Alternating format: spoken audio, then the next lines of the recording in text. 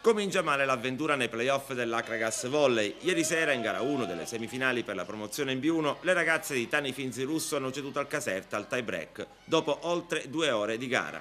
Una serata che a un certo punto sembrava di gloria, visto che nell'ultimo e decisivo set le agrigentine erano avanti 13-11. Poi il crollo con le campane che hanno preso il sopravvento grazie ad una scatenata Milena Boteva. L'ex aragonese ha fatto quello che ha voluto, piazzando alla fine 34 punti. Adesso le biancazzurre sono chiamate al miracolo. Devono vincere sabato prossimo a Caserta per giocarsi poi tutto nella bella di mercoledì prossimo, che verrebbe giocata comunque in casa.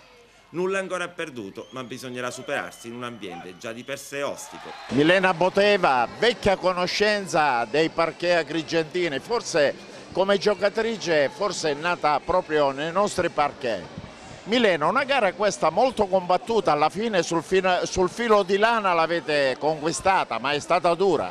Mamma mia, non sapete che piacere mi fa di venire di nuovo qui a trovare questa vecchia palestra e tanti amici. Sono così emozionata che veramente non ho parole in questo momento, però sono felicissima per la vittoria. Ci abbiamo messo tanto dopo un viaggio così pesante. Guarda, un piacere davvero enorme, mi metto le mani sul cuore, cioè mi viene da piangere.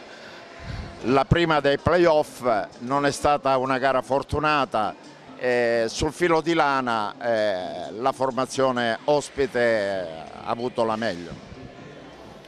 Sì, sono stati degli episodi nella parte finale della partita che ci hanno compromesso, è lì proprio che Milena Boteva ha fatto la differenza e difficilmente abbiamo potuto fare qualcosa, però diciamo che poi alla fine sono stati 2 o 3 palloni che, dal 13 pari in poi che abbiamo giocato con poca convinzione. Io sono soprattutto orgoglioso delle mie ragazze perché oggi hanno fatto una gran partita, sono state più di 2 ore in campo con determinazione e escluso il primo set credo che non posso che essere soddisfatto. Aver perso 3-2 contro una squadra veramente buona e con una giocatrice come la Boteva, diciamo che ci poteva anche stare.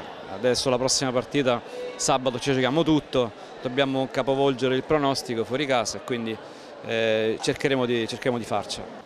Una gara emozionante, sicuramente bella da vedere anche per il pubblico, un grande spettacolo, con molte emozioni, visto che potevamo anche chiudere la gara sul 3-1 se avessimo non sbagliato qualche palla nel quarto set.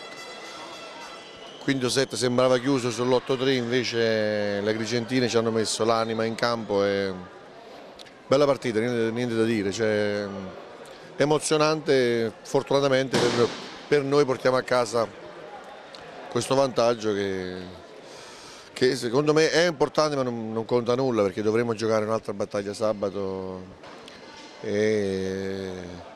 per continuare a sperare in questo sogno, diciamo.